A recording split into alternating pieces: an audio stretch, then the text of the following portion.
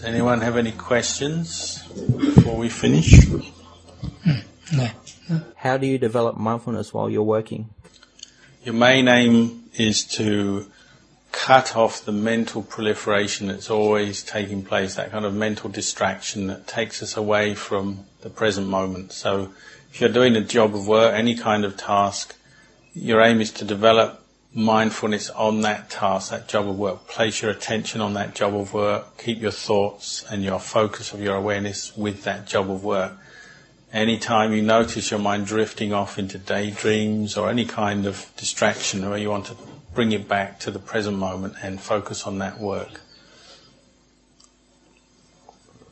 There was a question, what we call sammutisacca, the conventional reality is generated by karma. The question was, is that correct? And Ajahn said, yes, that's correct.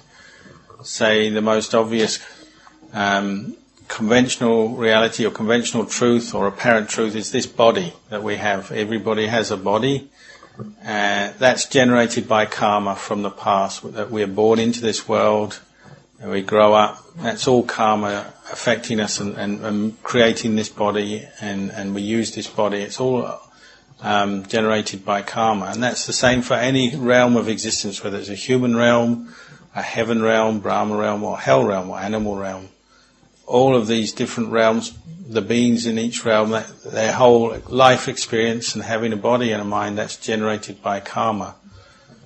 The Buddhist path is learning to understand that, understanding to see how karma leads to results all the time. So the first thing to understand and practice with is, well, try to avoid making unwholesome or evil karma that will bring you suffering. Say if one doesn't do that, one tends to make a lot of unwholesome, unskillful karma. Well, the result of that, the karmic result of that, is that one will receive rebirth in a realm, say what we call it, one of the realms of suffering, say like an animal realm or a hell realm, ghost realm. So we learn to let go of that kind of action, karmic action. We abandon that kind of karmic action, and we can experience a lot of happiness. We're still making karma, we're making good karma, and we're still subject to karma, affected by karma, but at least it's good karma, and the fruits of good karma brings us a lot of happiness.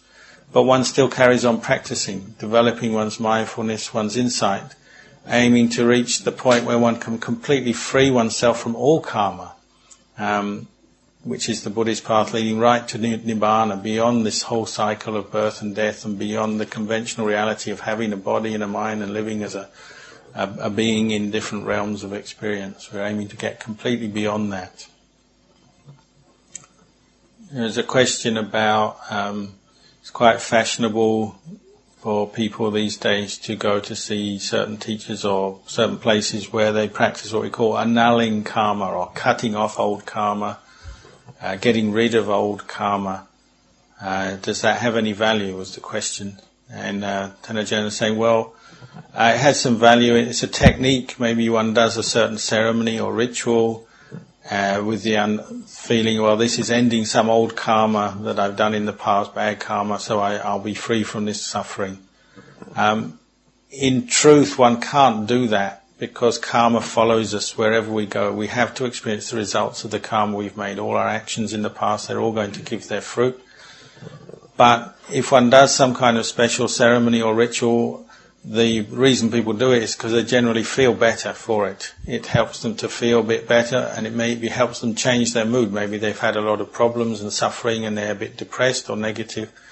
They do some ceremony, they'll feel better for it, and that improvement in their state of mind can help them to go on and do more good things. So it can be of value in that sense, just stimulating people to be more skillful, to do more good in their lives, and gradually that will help them to improve. But in truth, we can't escape the fruits of our karma. We inherit all our karma. It follows us around wherever we go.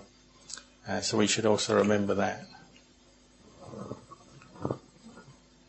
There's a question about karmic debtors.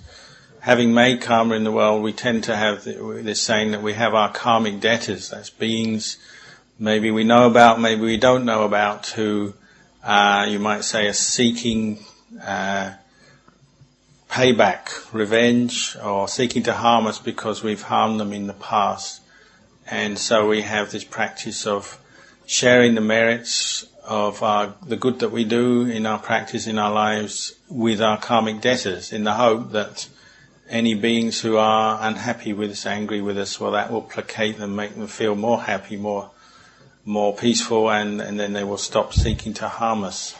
And so Tanajan is just explaining, well, this is a valid practice. The way one does it is by improving one's own state of mind through the practice, particularly developing the practice of kindness, compassion, generosity, which brings up a lot of wholesome dhammas, wholesome states of mind. And as we experience that, we experience the happiness, the peace of that, then we direct our mind to share the fruits of our good practice and our happiness to any beings in any realms that we know of, that we don't know of, that we've harmed in the past. May they also share in that.